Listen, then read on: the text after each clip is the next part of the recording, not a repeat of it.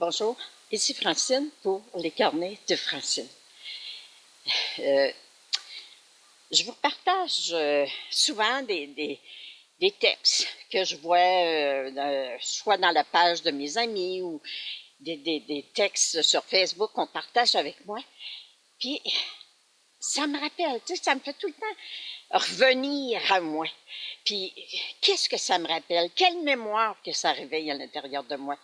Puis, j'ai vu dernièrement d'un auteur inconnu une histoire qui disait, un conférencier qui dit aux gens, il leur donne tous et chacun reçoivent un ballon.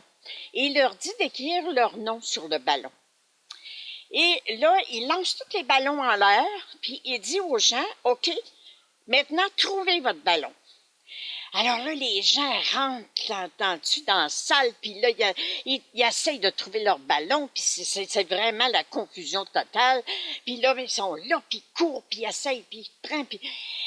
Et personne trouve son ballon. Alors, le conférencier dit, OK, on va faire ça différemment. Vous allez prendre tous et chacun un ballon, et vous allez le donner à la personne à qui appartient ce ballon-là.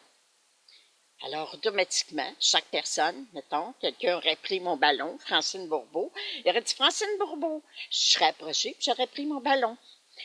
Et il disait que c'est ça qui se passe dans notre vie aujourd'hui. Souvent, tout ce qu'on fait, c'est juste pour notre propre bonheur.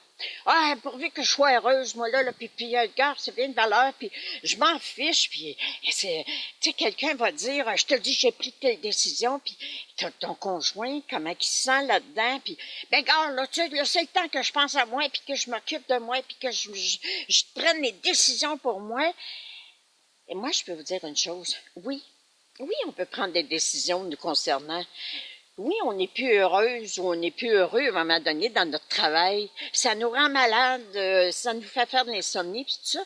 Oui, on peut parler, sans gueuler, sans accuser l'autre de dire « à cause de toi, je me sens obligée de continuer à travailler là. » Puis, non, tout simplement, de se rendre heureux, c'est tout simplement de dire à l'autre « écoute, est-ce que je peux partager avec toi comment je me sens présentement? » Je suis plus bien dans ce que je fais présentement. Je me sens pas heureux. Puis, OK. Même dire, est-ce que tu pourrais me donner une programmation à faire? Est-ce que tu pourrais me donner une prière que je pourrais faire pour m'aider à voir plus clair dans ma vie? Et en devenant plus heureux, parce que la personne vous dit, écoute, je te comprends, puis oui, puis on va faire ça ensemble, puis si tu permets, on va prier ensemble. Alors, les deux sont sur la même longueur d'onde, les deux désirent le bonheur de l'autre. Ben, c'est la même chose que le ballon. Alors là, la personne a tout simplement dit qu'est-ce qui la rendait malheureuse. Et elle a demandé à la personne, est-ce que tu pourrais m'aider? Est-ce que tu pourrais me montrer comment je peux faire peut-être pour me rendre heureux? Alors, plus vous allez aider les personnes à être heureuses, bien, plus vous allez être heureux. Parce que vivre avec quelqu'un qui est heureux et vivre aussi avec le sentiment de ne pas être un bourreau qui impose ses idées ou sa manière de voir les choses, bien, je peux vous dire que ça rend heureux. Alors, merci. Merci de prendre le temps de trouver le ballon qui manque, qui appartient à telle ou telle personne, pour l'aider à le trouver. Merci d'écouter les gens. Et merci de vous écouter aussi.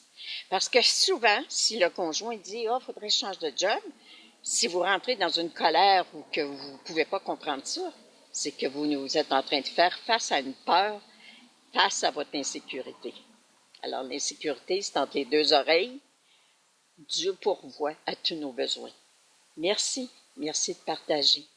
Je vous aime. Merci.